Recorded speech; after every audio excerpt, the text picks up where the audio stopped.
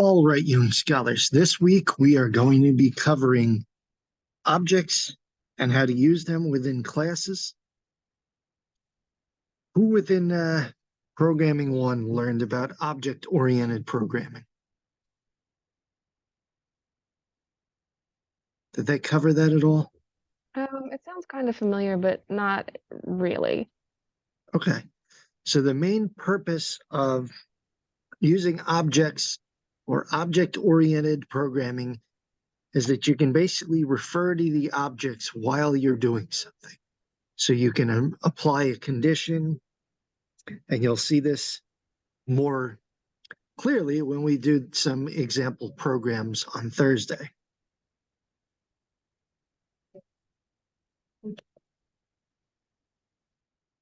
So as you saw on Blackboard, we have two PowerPoint slide decks I've uploaded for you guys that I'm going to cover today. And as I mentioned, using objects is commonly referred to as object-oriented programming.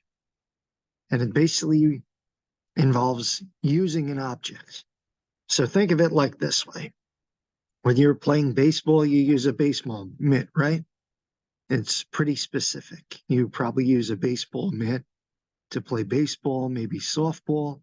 Maybe if you're playing like street hockey, you might use a baseball mitt for your glove instead of a traditional hockey glove.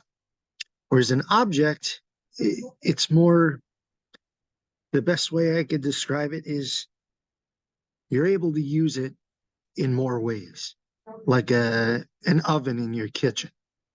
You can cook a pizza, you can cook chicken nuggets, you can cook all different things.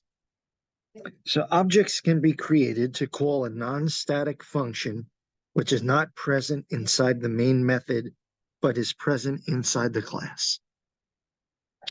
So your object could be anywhere within that class. You can still refer to it and reference it and use it.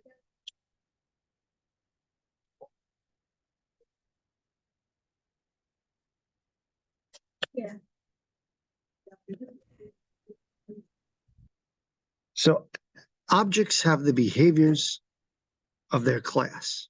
So you can create an object within a method and have certain things set up within that method, but it always defers back to whatever is set up in the class.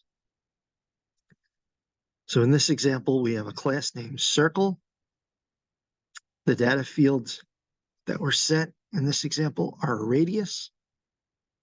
So whatever the radius is set in that class is what the object will have. If you make additional classes, the object will have those behaviors. But if let's say in your method, you have no reference to a radius, the object will defer back to what the class had set.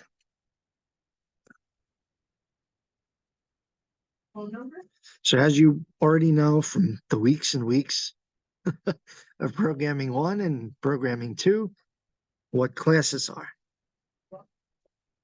But in this instance, they're the constructs that define the objects of the same type.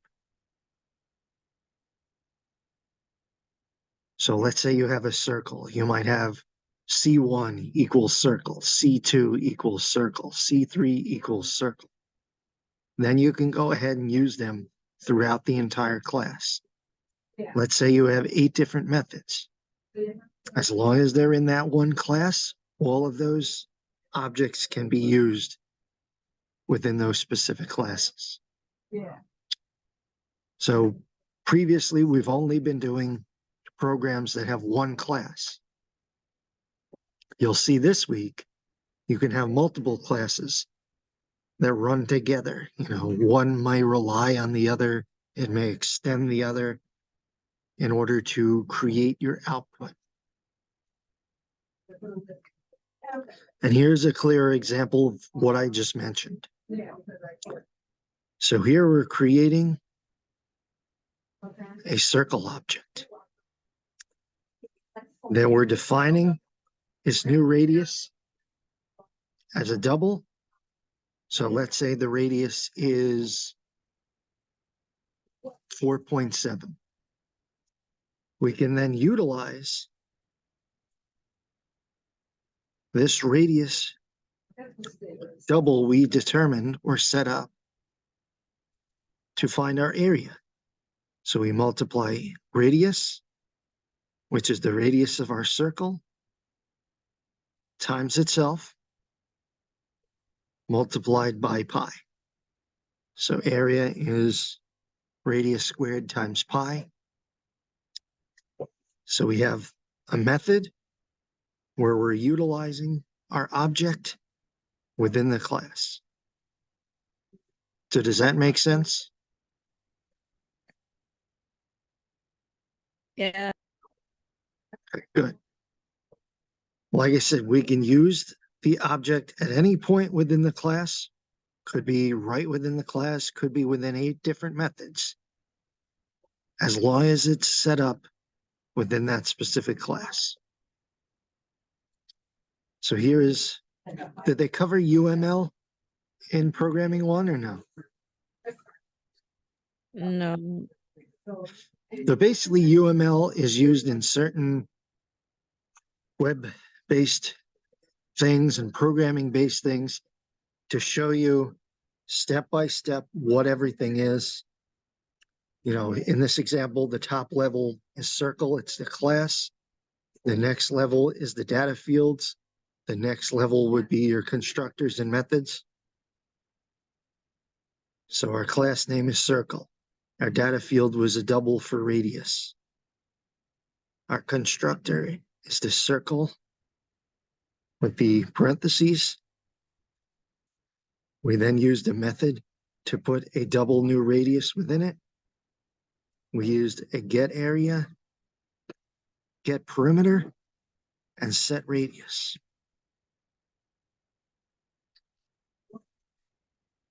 In the prior slide, we only had up until get area. We didn't have get parameter or perimeter rather, or set the radius. We were just determining what the area was based on the area or the radius we defined.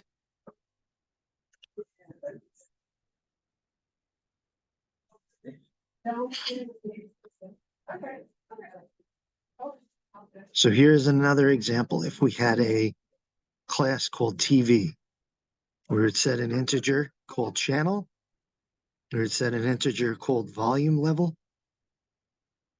And what would on be if it's a Boolean?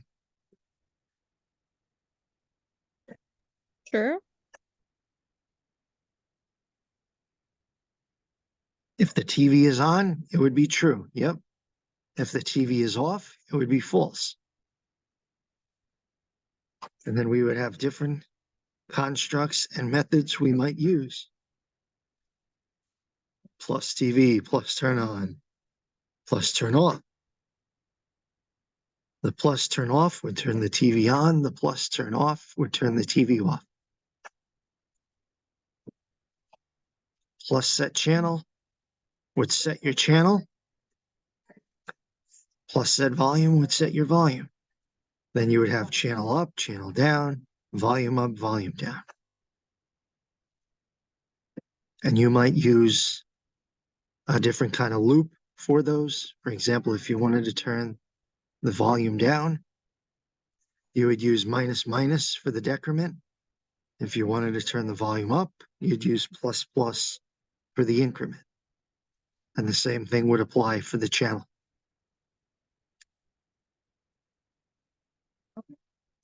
So what are we doing in this instance? Amelia? In this instance, it looks like we've created a circle and we are making we're calling making a double new radius, and then we're defining radius as new radius. Yep. So we're constructing an object here. Then within the object, we're creating a new radius. We're defining it as a double. And then within that method, we're setting radius equal to new radius. So they're basically the same thing as we start. But then as we move later on through a program, we may change that radius. It may be 4.7. Initially, the new radius might have been 4 or 4.0.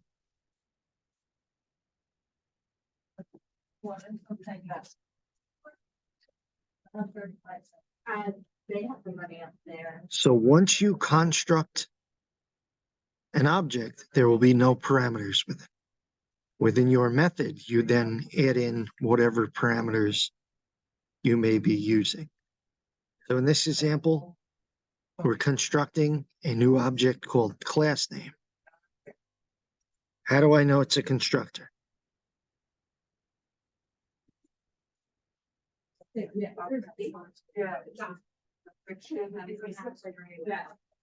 No parameter here. There's nothing in there yet. So below we have a construct, then we're using it as an object.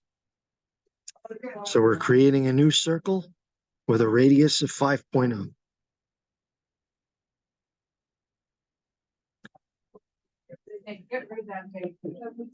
Hopefully that makes sense. So again, by default,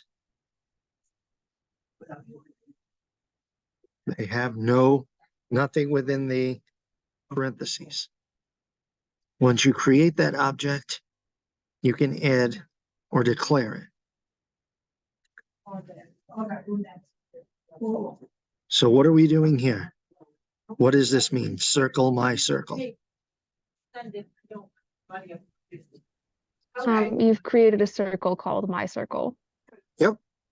We're referring to that back to that constructor and now creating an object called my circle. So now we can create a radius for it. We could draw it. We can modify it. All different things we can apply to it. And you'll see how all this works on Thursday, like I said. So now in this example, what are we doing with our construct? Previously, we created or named a circle called my circle. Now what are we doing with it? You're making a new circle? Yeah. We have equals new circle. We're now using that construct to create a new object. So now, like I said, we could draw it. We can assign a radius. We can find its area, perimeter, whatever specific things you might want to do. So then this is how we refer to it. And this is why object-oriented programming is commonly used. MyCircle.getArea. What does that allow us to do now?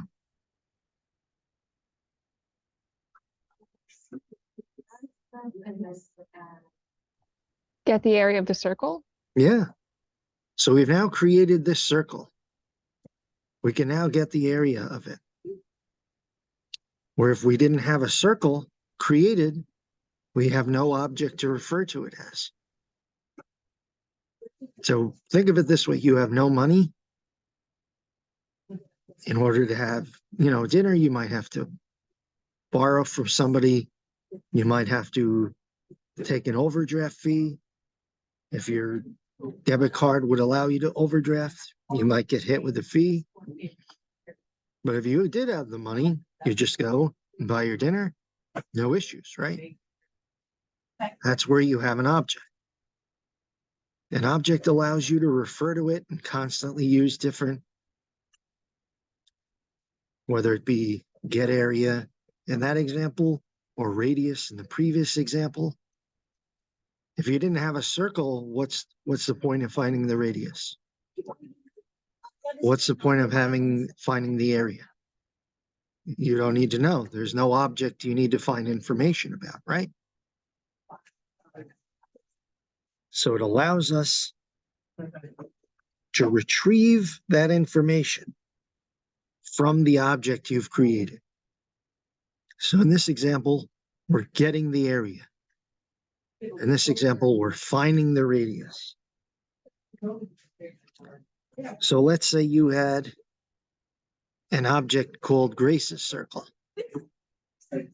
Would you be able to find the radius?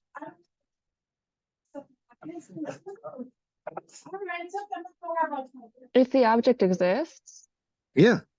then yeah. If we went back here and made circle Grace's circle equal new circle, then would we be able to, then we would be able to refer to that object, find the radius, find the area, etc.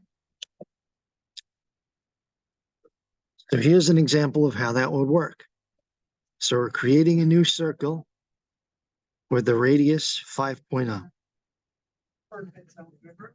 Now we've created another circle called your circle. And we're setting your circle's radius to 100.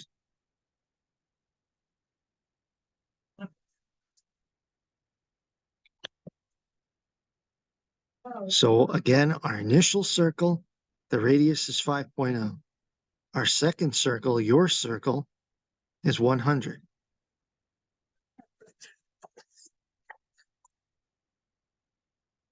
So as we go through the lines of code,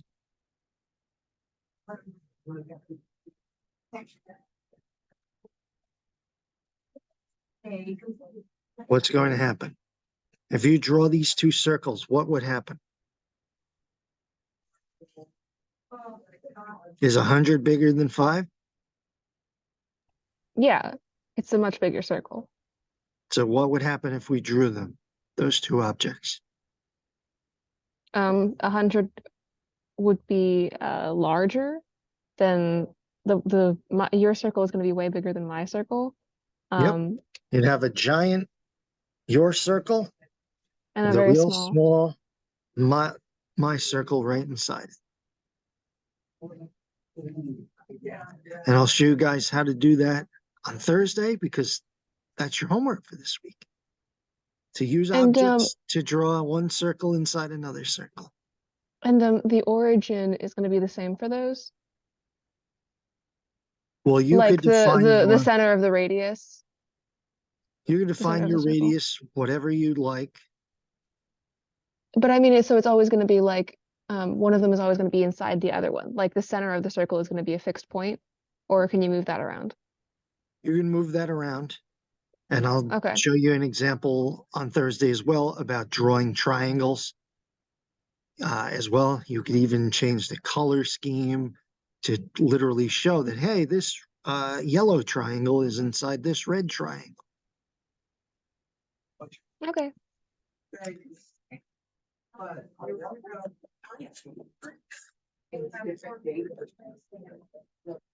So certain classes can also be used as objects, and certain methods as well.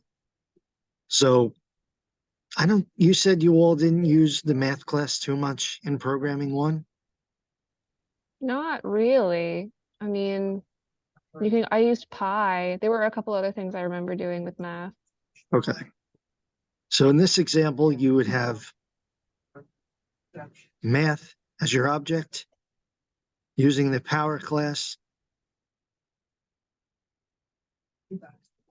the same way that you would use get area on the My Circle app. Does that make sense?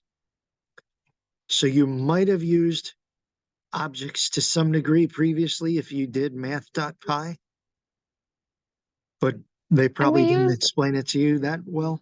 We used the calendar object, right, as well earlier this Yep. class.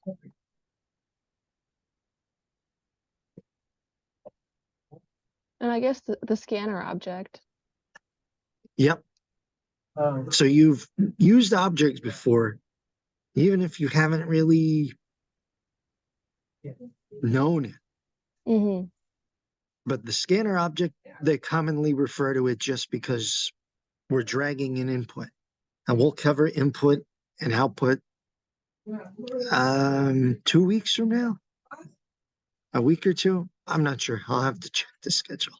But we'll cover input, output as well. And a lot of that will click in your head from memory. Oh, we've used this before, but maybe we didn't know exactly how we were applying it. So as you saw previously, there are set reference data fields. A string name has a default value.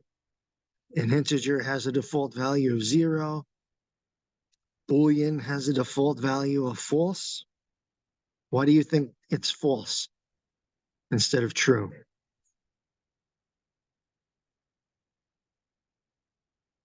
Can you repeat what you said, please? Why would you think the default value of a Boolean is false? It's like an off position, right? I don't know. I feel like there's an on and an off position for a lot of these.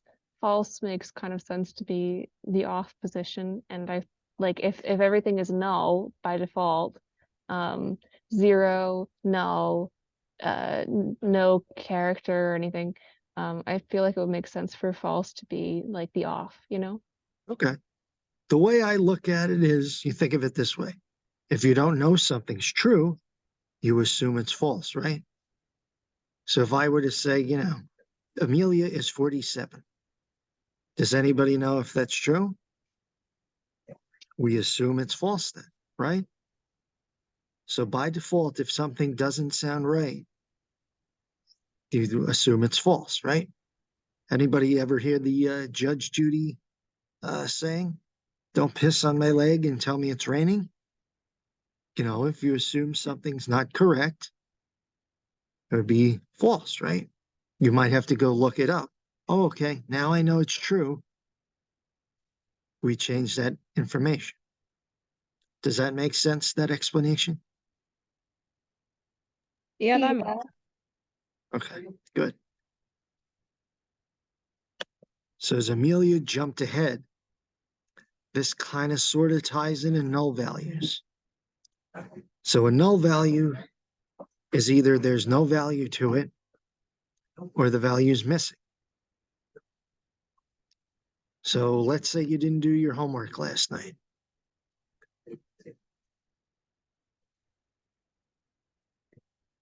Blackboard has two possible defaults.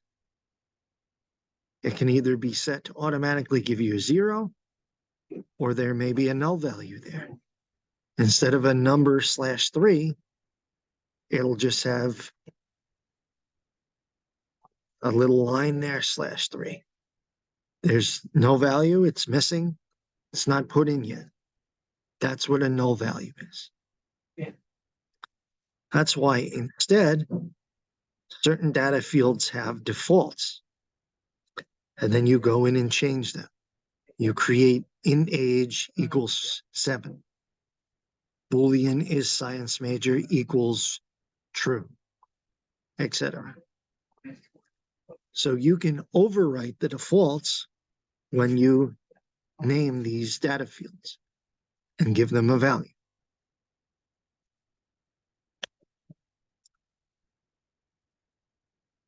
So in this example, we're creating a new object called student. We're giving them a name, an age, and outputting what their gender and whether or not their science major is. So what's going to print out by default for age? 0. Yep. It's going to be assumed as an integer. What's going to print out for is science major? False. Mm-hmm. And the name and gender will split out your default here for a string. So how about in the next example?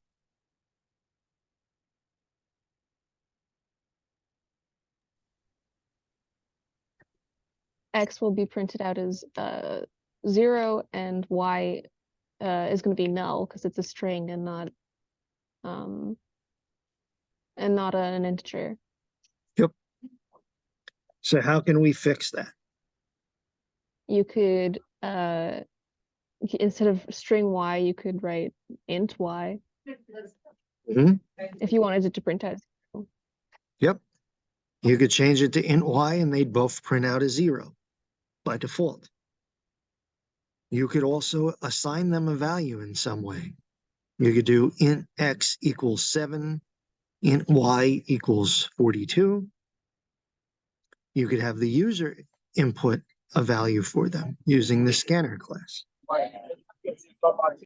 You could create a for loop to produce a number within them, like I showed you with arrays.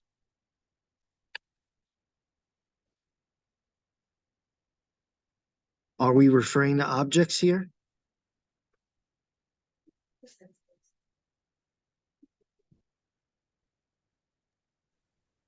Nope, we're just No, creating yeah, they're just data variables. fields. Yep. So in this example, we're setting integer I equals 1. It has a clear value.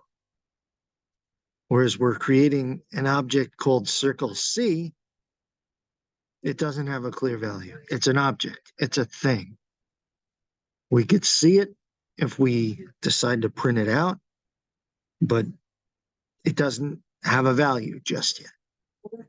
It doesn't necessarily exist. If we define it with a radius of 1 and print it out, then we can see it, and it's clearly defined.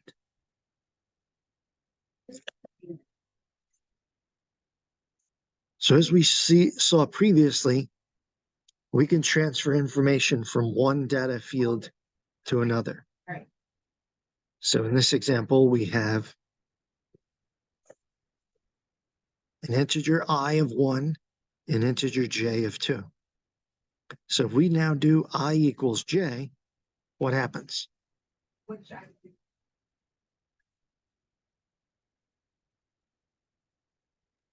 What I happens? takes two of J. Yeah, I takes on the value of j now. So initially I was 1, j was 2. I takes on the value of 2 and now becomes 2. We can do the same thing with objects.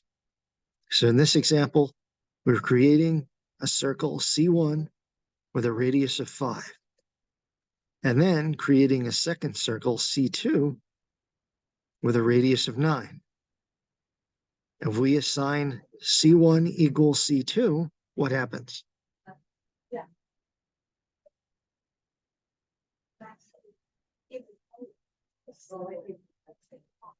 Both radiuses are going to equal 9.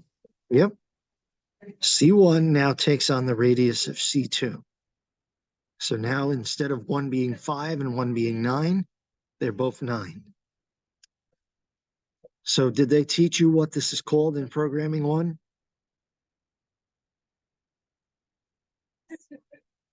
It begins with an O. This is what's called overwriting.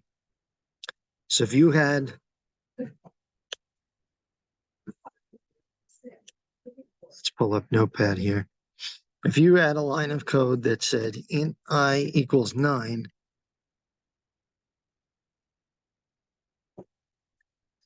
and int f equals 7,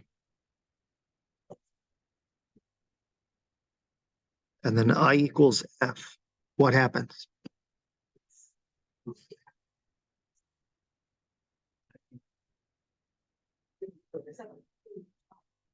We just went through it. What happens? Equals I becomes 9. No, I becomes 7 rather, because you're Yep. reassigning it. I become 7. So now we have a next line of code. Int g equals 47. Now if we do I equals g, what happens? Is I 9, 7, or 47?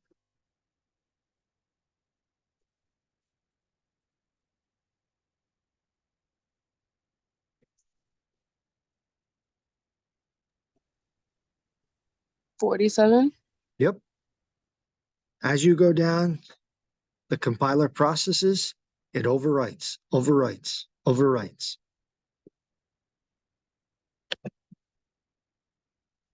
So now if I said int h equals 19,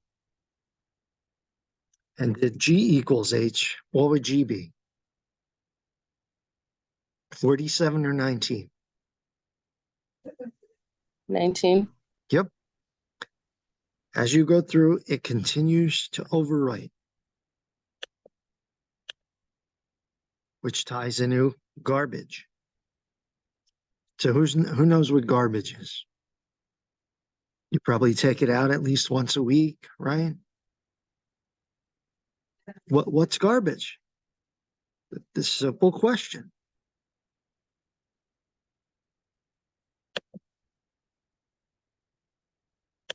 No one knows what garbage is? It's when something's useless, right? Yeah, you throw it out. You probably put it in a bag and throw it in a can, bring it to the curb at least once a week. Somebody comes and dumps the garbage can into the back of a truck, leaves the can, you bring the can back inside, right? In Java, the same applies. So we can set variables to store information in other variables to reference them later. But as you just saw, when we overwrite something, it becomes garbage. It's useless. That number no longer exists. So let's say we wanted to put the C1 in a C2 and then repeatedly go and change stuff to C1. It doesn't matter if we mess it up. It's still in C2. We can go back to C2 and get C2. Whereas in the previous example, we're continuing to overwrite our primitive data fields. So the previous numbers get thrown in the trash, disappear, go away.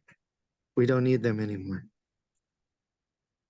Whereas an object, like said, it can be stored in the previous one. We change the new one. We mess up, we could always refer back to that other object.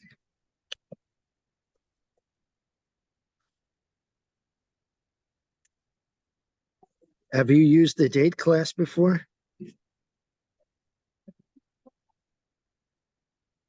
I haven't. Okay. So the date class can also be used like an object, just like the scanner class, the calendar class, etc. And as you saw last week, we would just use the toString method to print out what specifically we would need. So on the next slide, we have an example. We're creating a new class, date. We're printing out the date. So in this example, it says Sunday, March 9th at 1:50 Eastern Standard Time.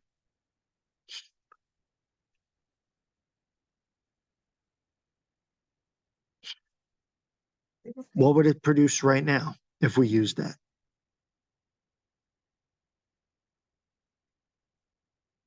Tuesday, September 19th. With the exact time. Yep. And every time you run that, what would happen? Time would update. Yep. Every time you run that set of code, your time would update.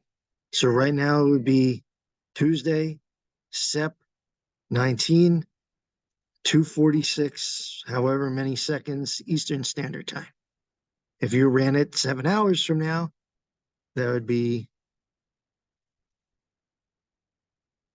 19,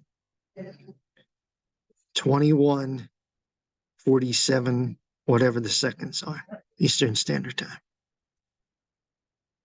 So how do I know 1350 is 150?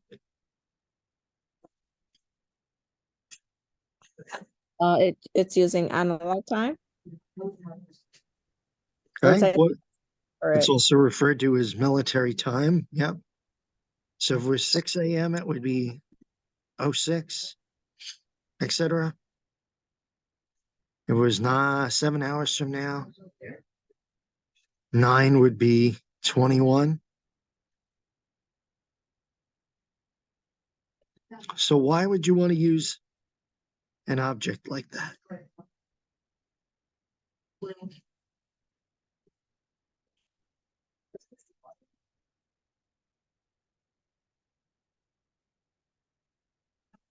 Why would you want to use a date object?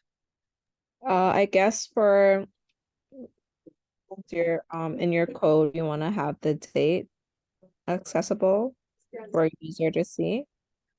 Okay. You might want to see that, hey, yeah, this program worked in real time. Not only is it working, it's also giving me the time. You know, you compiled and ran this at 4 p.m. Just so you know, when you're compiling and running a program, you see either you have a syntax error you have to fix or it actually works. This shows you that it's working in real time. So somebody runs a program on your laptop. You see, oh yeah, they did that program at 3 o'clock.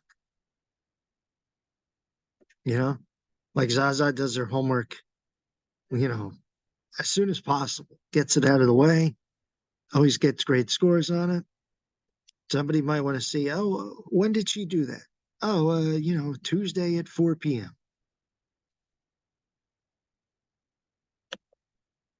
When you're using websites, you often want to see that it's called an on-click or a dynamic website. Might show you updated information about a date, but usually it probably would just show the day, not that exact time. But you can also on websites do the same. So who said before that they've used the math class, Amelia? Yeah. So did you use random? I don't I've think used so. them I mean, before. maybe I remember it kind of, but not a lot, not very well. Okay, Lana, you said you've used random. Yeah. So do you remember what it does? Um, to my recollection, it creates a random number. Yep. Well, the computer generates it for you. So you could do the same thing in Microsoft Excel as well. You're just creating a random number every time you run it. It spits out a number. You run it one time 2. You run it the next time 8. You run it the next time 7. What is unlikely to happen? The same number twice. Yeah, it's very unlikely you're going to get the same number twice. When you're using the random class, you could set it using an integer, a long, a double, a float, or a Boolean. Why would you probably not want to use it for a Boolean? There's only 2 values. Yeah, you can only get true or false. If you wanted to simulate flipping a coin, I guess. Yep. That's the primary way you'd use a Boolean. Heads, tails, true, false. Make sense? Hopefully. Yeah, I'm following. So here's an example. Instead of getting any information from the user as the starting number, we're going to use a for loop to have the random numbers set for us. So we use random as an object to create a new random.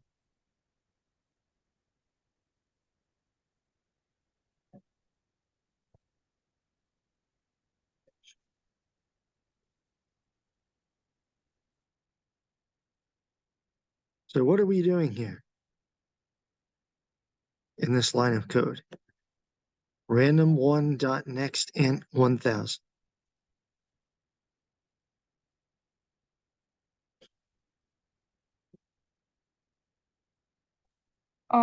Would it be you're putting in random to put in a certain number to get for as an answer?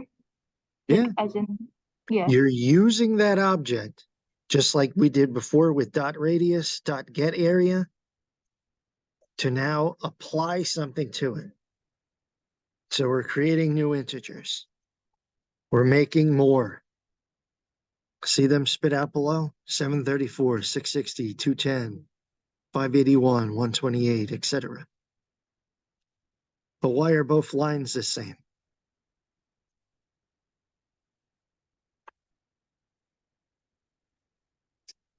Look at the code. Why would both lines, both randoms, spit out the same numbers? Our for loops are exactly the same. Integer I starts at 0.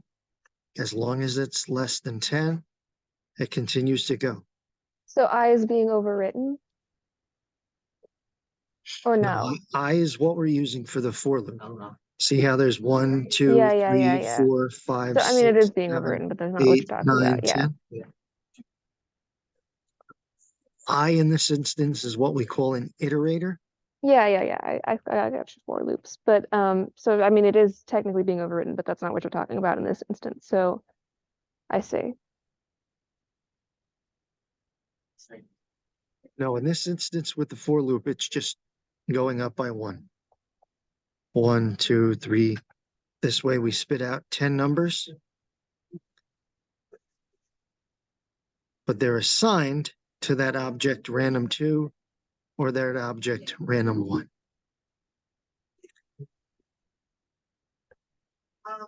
So you can use objects for numbers, actual objects, etc. Did any of you actually use Point2D or Swift or any of the drawing classes? No, I certainly didn't. Nope. Okay. So in some instance where you want to draw, you could use Point2D class or the geometry class. And we'll show you on Thursday, there are other classes that you can import and use as well. So in this instance, we're creating using the constructor Point2D with a double for X and Y. So what does this sound like it's going to create? Points, X and Y. What does that sound like A from line? geometry and math? 2 points next to coordinate? line. Coordinates, yeah. You have the little X and Y graph. It'll put numbers on that coordinate table.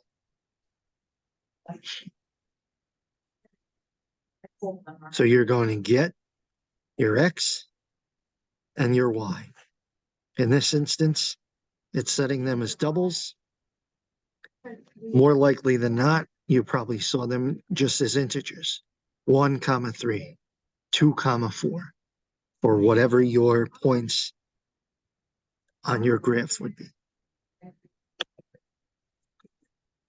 So what are instance variables? Do you remember this from program 1? Remind me. Okay, so an instance variable is this only belongs to a specific instance. It might only be used once in that specific situation. So back to this example I gave you of overriding. How many times is I used?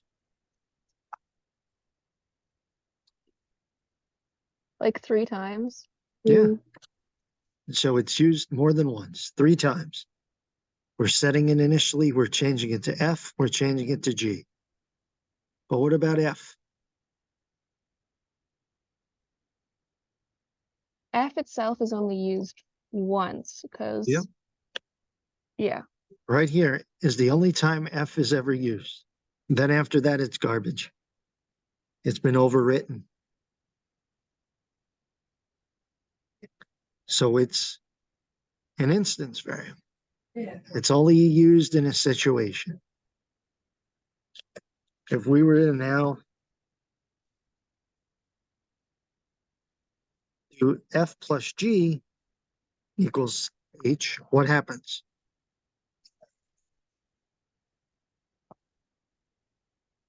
F plus G, you get what, 50, 54? Why would we get 54? Because you're doing that wrong. You can't set it like that. You have to do variable equals blank, not the other way around. This would cause a syntax error. Mm-hmm. So if we did H equals F plus G, what do we get? Then you get H is 54. Why would H be 54? Wait a minute. No, it's because F is equal to 7 and G is equal to 47. It would be 26. In this line here, I'll put the comment. Oh. G is now equal to 19. So it'd be 26. Mm-hmm. So we've now referred back to our initial F. So it's used a second instance. If we did not have this line of code, it's basically forgotten about it. It's garbage. Does that make sense? Yeah. Okay. So, for instance, today I walked the dog. It may have only happened today. It may have happened many days. But I only told you about that one instance today.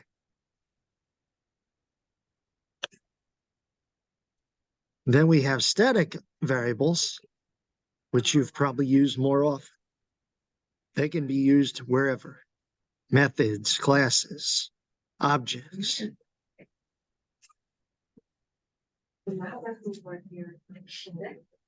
So int 5 or int I equals 5 can be used throughout that class.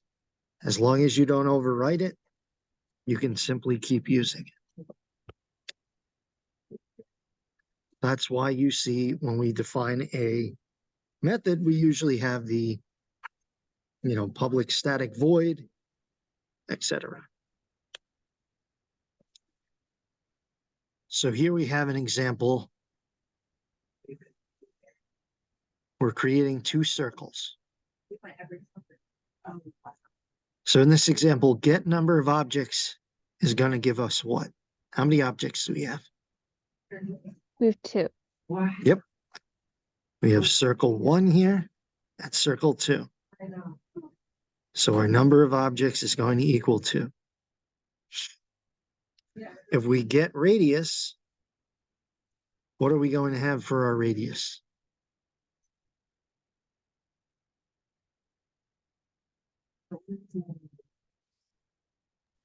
Six. For which one?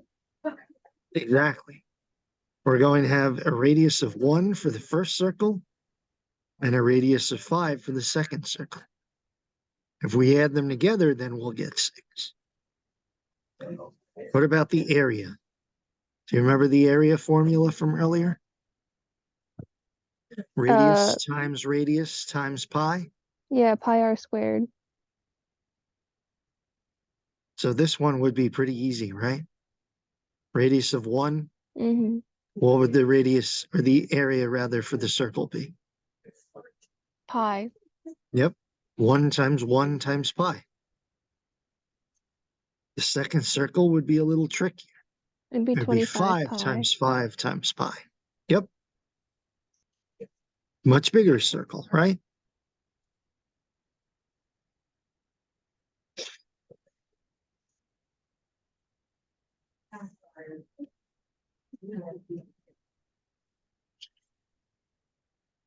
So what do public and private definitions of classes do?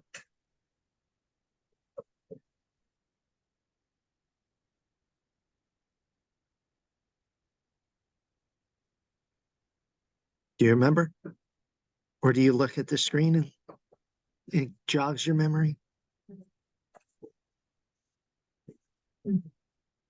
When a class is public, anything can get what's in there. When it's private, only whatever is created in that class can refer to what's in the class. So for example, your grades. Who can see your grades for this class? Lana, who can see your grades for this class? Only you and I can. Yep. Unless your parents filled out the FERPA form where they can have access to your grades, then technically if they email me asking, I technically have to tell them. So that would be what? Public or private? Have it. Very good, private. What about Taylor Smith? She goes and has a concert. Is that public or private? Public. Yeah, people can pay whatever it is, $100 to go see her sing. Maybe they see Travis Kelce hanging out with her, whatever it may be, right? People have access, they pay for the ticket, they get in, public. Do those examples make sense? Hopefully. Yes. So we use the get and set methods in certain instances in order to retrieve information from different areas.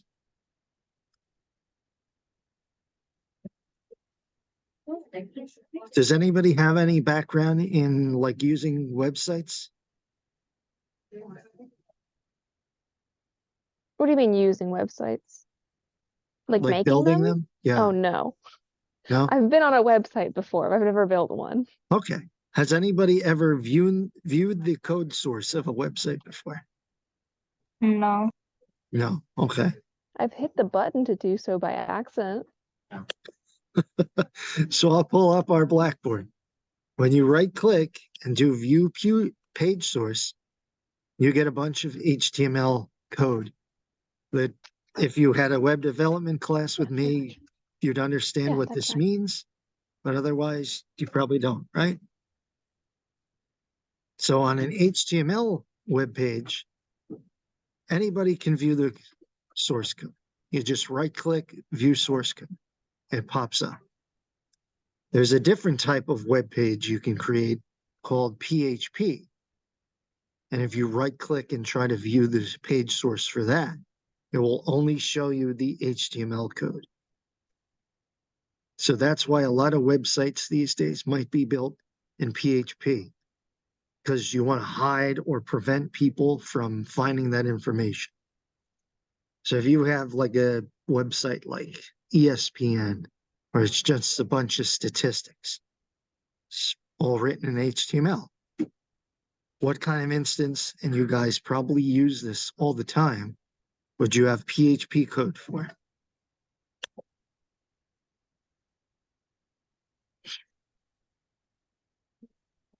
Think of like Amazon. Lana, go ahead. Like your school portal. Okay, your school portal might be in PHP. Prevent people from seeing your address, your phone number, your grades, your emails might be restrictive. But what am I thinking? Like Amazon.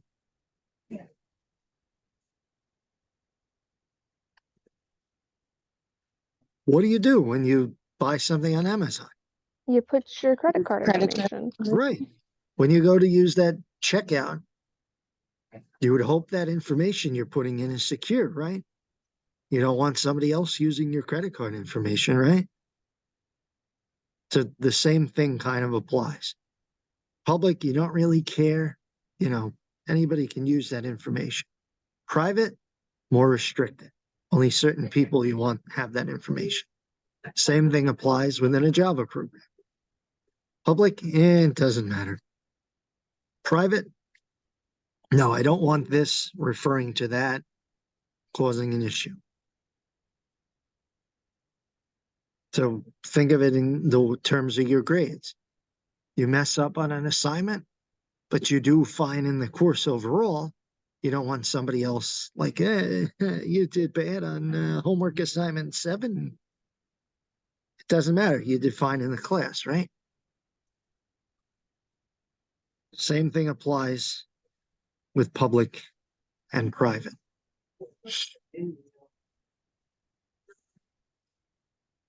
So in this example, you have our initial public class and then two packages associated with it. It says here that we can access 0.x and 0.y, but why can't we access 0.z? What is going on here that our object can't access z?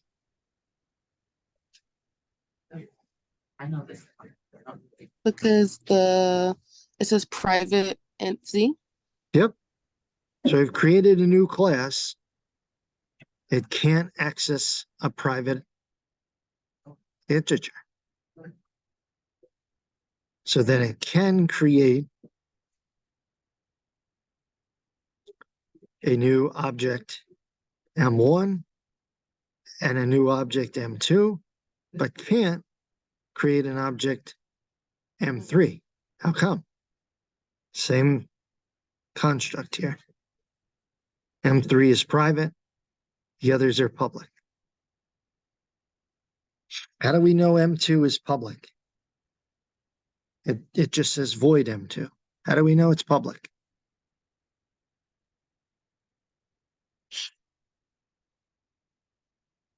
Because it's in a public class. Yep. It's within our public void method, M1. Does that make sense? So we've only used one class so far.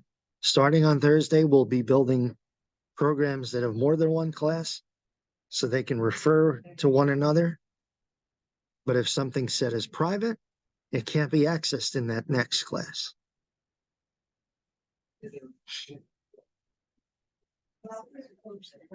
Like, think of it this way. Lana and Zaza, you're in both of my classes, right? Mobile apps and programming too.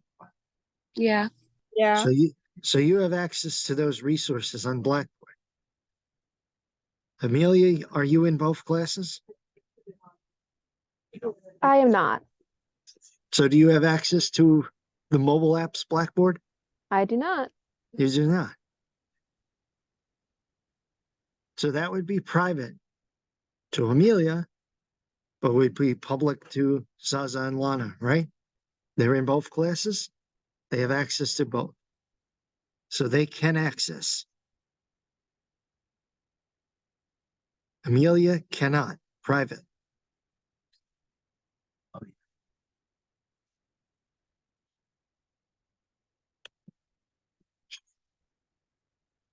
So here's another example. How come public class C2 can access C1?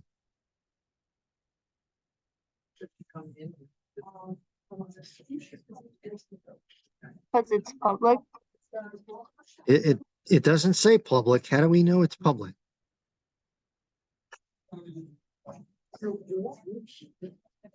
It just starts with class and it's not like specifying Yeah, public or private. as it says below, the default is that it's public. So if it just says class, it's automatically public. Does that make sense? That's why more often than times, people will either say public class, whatever, or private class to define it. You can just say class, perfectly fine, but it's exactly the same as defining it as public class.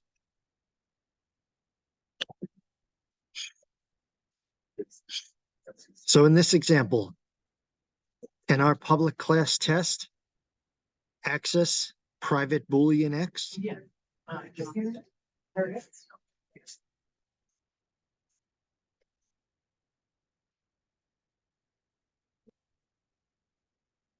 In public class test, use private Boolean X, or applying it to our new object, c.x.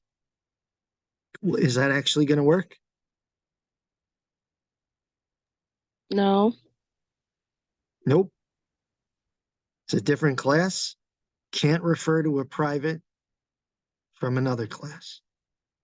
But when we're using it within a method within that same class, we can. So C dot X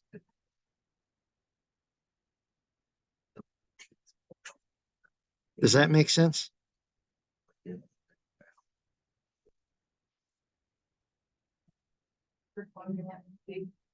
It goes back to what I mentioned earlier about objects take on the settings of that class. So in this instance, our new object C can take on the settings of whatever's in the class. So it can take on that private Boolean X. So in this instance, the object might be a coin. You know, we might be flipping it. Is it heads? Is it tails? But if you're trying to use it in a second class, nope, can't get to it. And it gives you the description right below here. See? This code is okay because object C is used inside class C.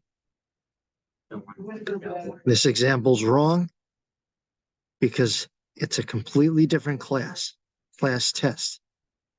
Can't access a private from another class. So how do we fix this? If we wanted to use it in public class test, what do we have to do here? We'd have to make it public. Yep, we just change that to public. We have to change convert to public too, since we're using that in the test class as well. So there are two main reasons you'd use private data fields. To protect data. Like I said, you're putting your credit card information in Amazon. You don't want other people to have it, right? Zaza, who knows about your banking information? Only myself in the back. Okay. Your parents might look at it once in a blue moon, right? Not really. No. They don't want to see like, oh, how much did you spend on your textbooks this semester? I don't live with my parents. Okay. Fair enough. Sometimes you might have that, like, oh, let me see the bill for your textbooks, or let me see the bill for, your tuition. So you only provide it to certain people. Same with a private class, a private integer, a private double. In some instances, it makes the code easier. But as you saw in the previous example, does this make it easier? No, we have to completely change our first class, make that public in order to use it in another exam.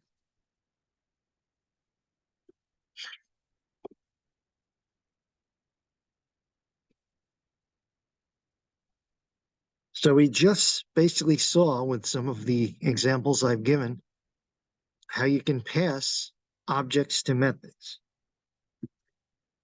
We saw earlier how you can pass values from primitive types to one another. Remember? Int I equals 9 and f equals 7. Then we change I to 7.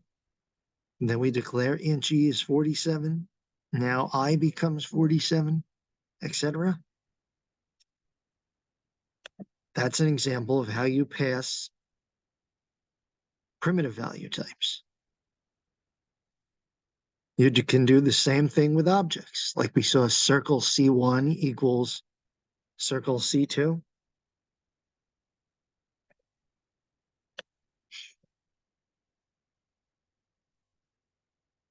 So in this example, we have done what? Int times 5, circle C. Int end 5, my circle. Print area method.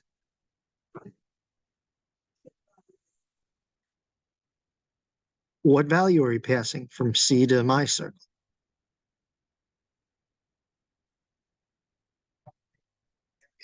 It says right on the screen, young scholars. The integer 5. Yeah. So integer 5 is now passed into my circle. The value is now a reference for the object. It might be the radius, it might be the area. Does that make sense?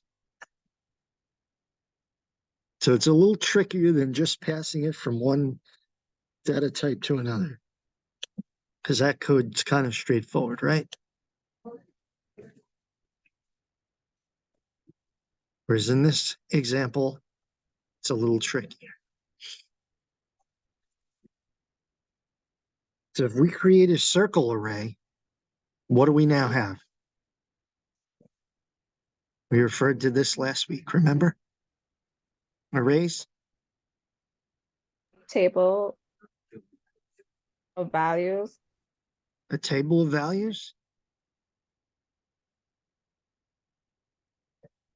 We're now making a circle array.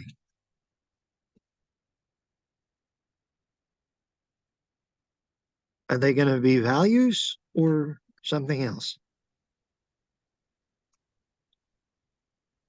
We have like a list of 10 values.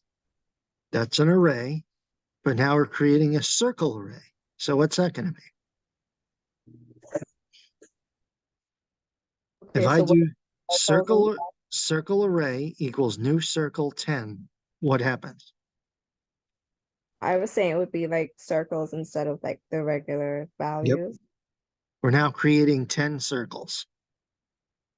So instead of just regular array equals new array 5 with just 5 number values, we're now doing a circle array, which in this example is going to give us 10 circles. So there's 10 elements that are all circles that are indexed. Who remembers from last week?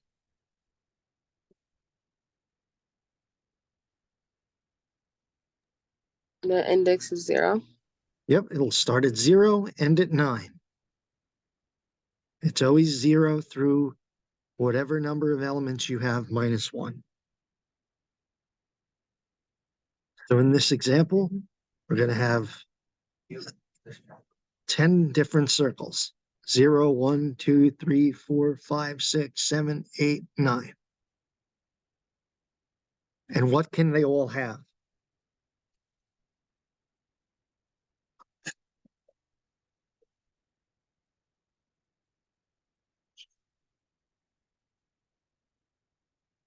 There, there's 10 different circles. Are they all going to be exactly the same? No. No. You could have, one circle be radius of 8, one circle be radius of 9, etc. So immutable objects and classes. Who's ever heard of the term immutable before? Unchangeable. Yep, you can't change it. Not even over a course of time. It can't be changed. So here's an example. Lana, what year were you born? 2001. Will that ever change? Are you Nope. going to be born again? No. No. So it's always going to be 2001, right? So in this example here, we're setting up a class of student. We're setting their birth date, the year, month, day. So in Lana's case, the year is 2001. Amelia, what year were you born? Also 2001. Will that ever change? Nope. No.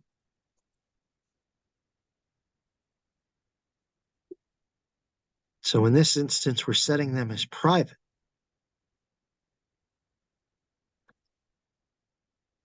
Who would you want to know your birthday, your full birthday, the day, the month, the year, etc.?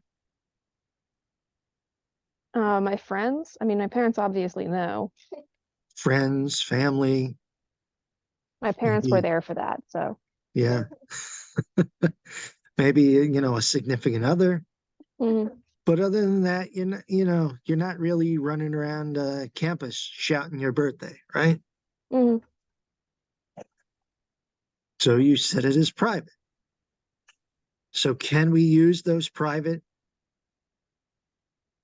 private int ID, private birthday within this sample code? Yeah, because it's in the same thing. Yeah. Yep. It's all in that same public class student. It's all within that class, so it can be used. But can we use it in this public class birthday, the second class here? No, you can't access it. Nope. We can only use what's public from another class.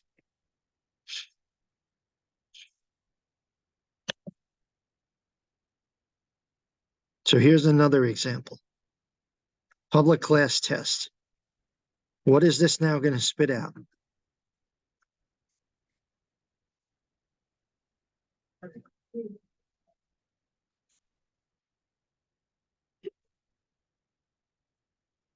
We initially had somebody was born on May 3rd, 1970, but we're now setting the year to 2010.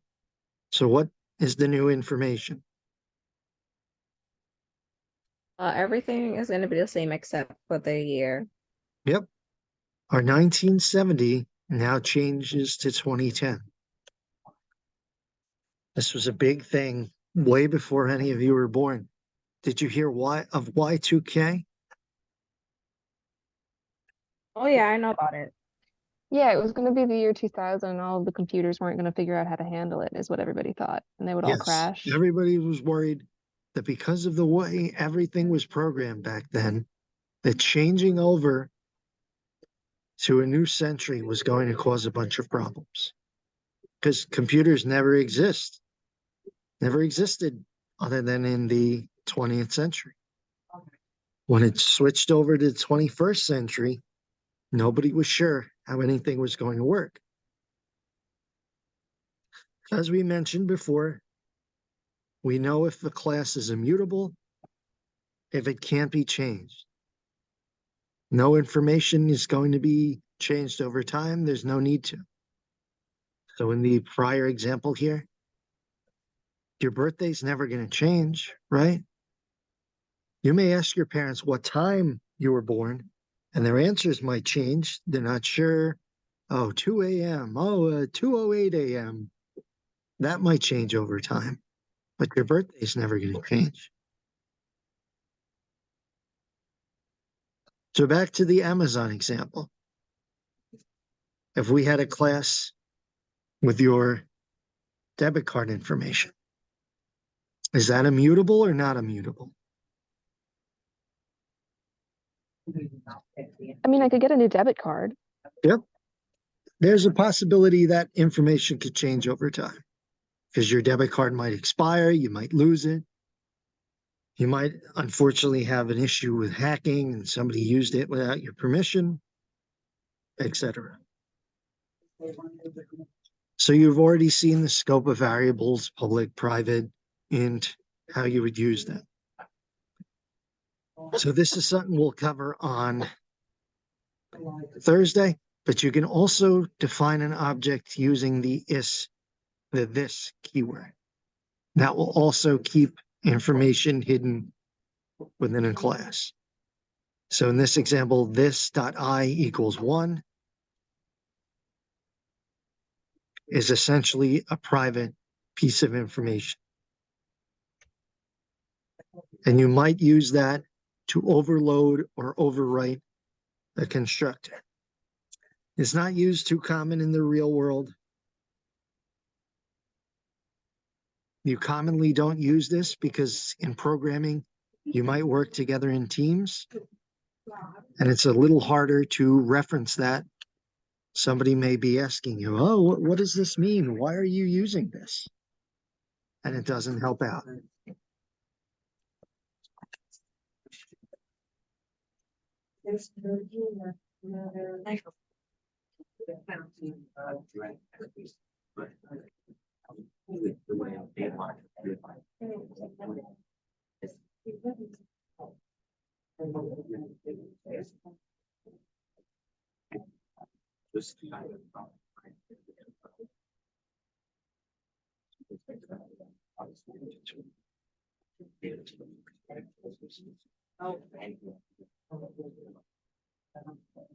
Okay, next I want to talk about implementing the stack of integers classes.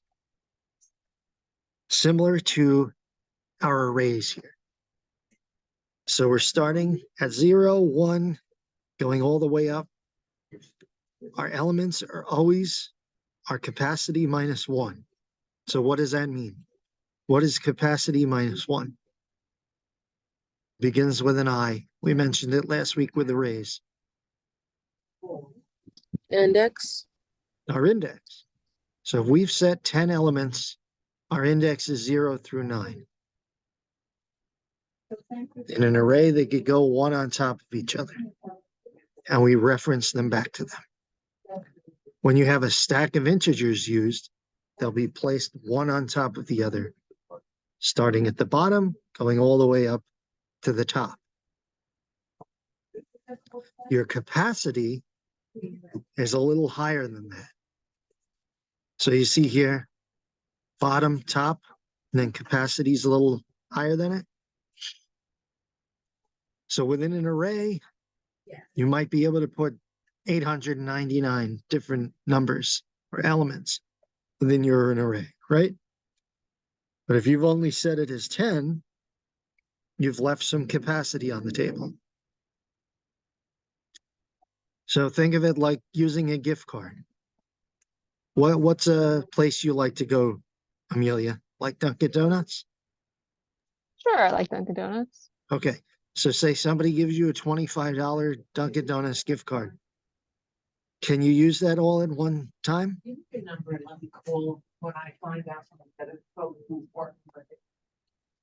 say that again? If you had a $25 gift card from Dunkin' Donuts, can you use that all in one day? No, I mean, I could try. Probably not, right? I mean, if I go to Dunkin' Donuts, I'll get a large iced tea and a donut, and it'll bite me $4 or $5. So it Yeah. probably will take me 5 trips to spend that $25 gift card. So think of it that way. Your capacity is the $25.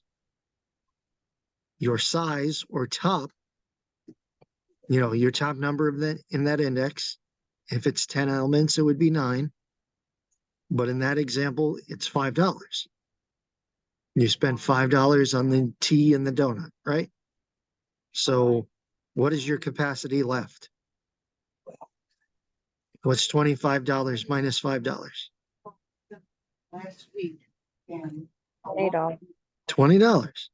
So you have capacity left over to go with that same gift card next time, right?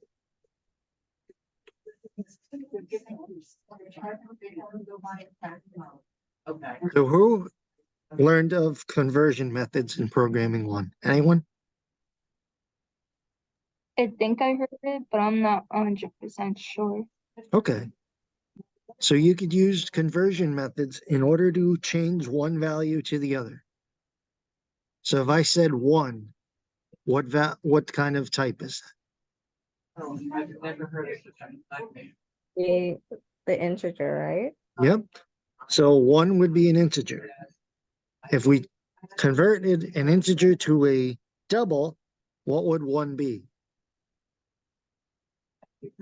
It'll be 1.0. Yep. So you see here, double object equals double dot value of 12.4. We could convert that into an integer, and it would now just be 12. Yes. What if it was double value of 12.6? What would the integer become? No, this is for me. Oh, okay, all right. 12. If it was 12.6, I'm pretty sure it would be rounded up to 13. Oh, I thought, before you remember, I thought that the number dropped off, It's possible. like the point after Yeah, that drops off. That's what I thought. I'll have to double check on that to make sure. But it might round up, it might just truncate it. That's very possible. He has an appointment. He has an appointment with job training Tuesday. At 1 o'clock. Okay, where is that? That's in the library. On third grade. You'll be right there. So who's heard of parsing before? Okay, so I'm gonna go to the early. Have you ever heard the word Yeah, parse? I've heard the word parsing. Okay, so I mean, all when it parsing comes to is, programming, yeah. you're going to take a piece of information from something. So let's say I took Amelia's name and I wanted to just use letters from a certain place in California. What two letters would I parse from Amelia's name? L and A. Yep. So I would just take the L and the A from Amelia, parse it out, because I want to represent letters that represent a city in California.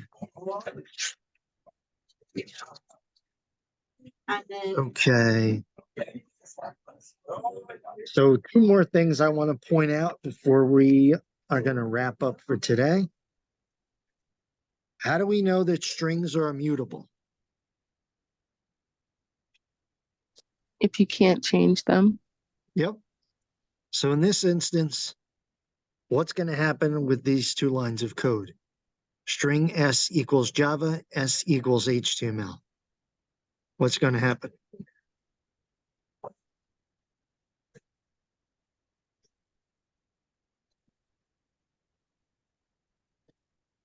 it's Is it gonna going? stay as Java. Yep, it'll stay as Java. With integers, as we saw before, they will just continue to overwrite one another.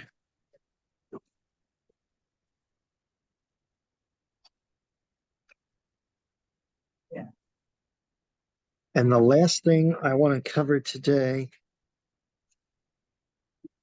is how you can build strings.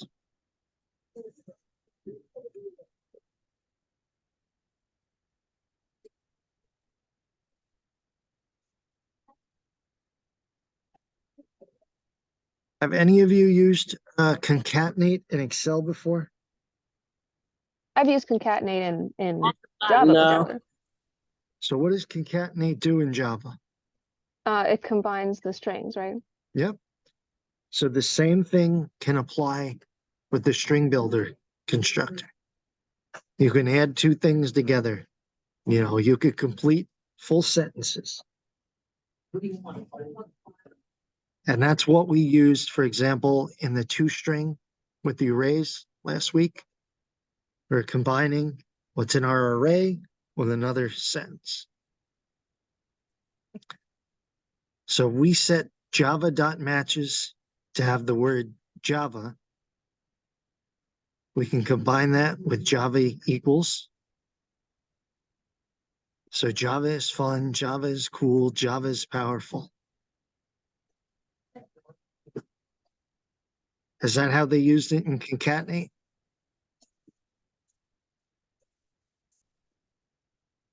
So in this example, our matches is a string, but it's also a Boolean. Why is it a Boolean? If we're matching something, why is it a Boolean? It can be true or false if it matches, Yeah. whether or not something matches. So Amelia's favorite color is blue. Is that true or false? Sure, it is. No, my favorite color is purple. So her favorite color is purple. So when I say Amelia's favorite color is blue, that's false. The match doesn't match. You can also replace everything within a string. You can replace the first item of a string or you can split a string up. Why might you want to split a string up?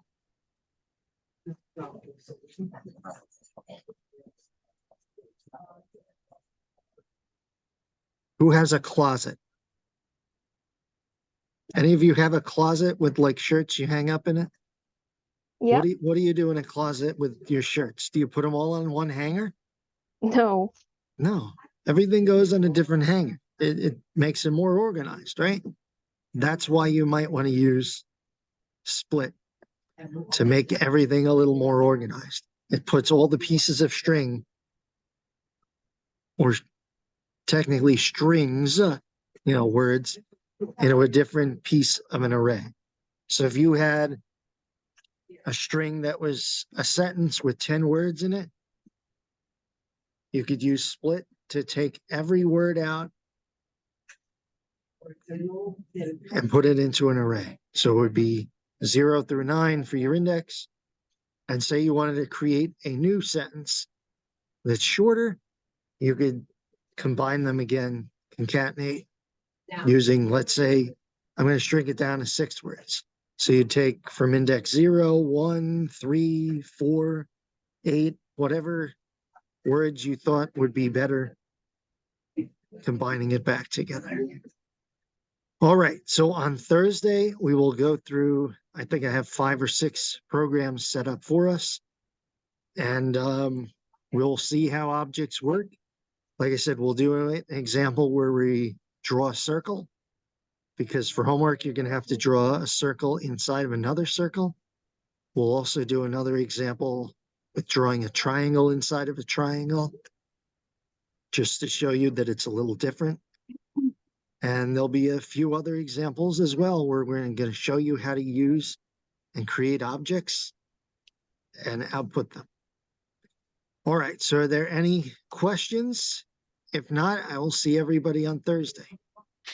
See you Thursday. Take care. Thank you. Bye. Bye, Professor. Have a good night.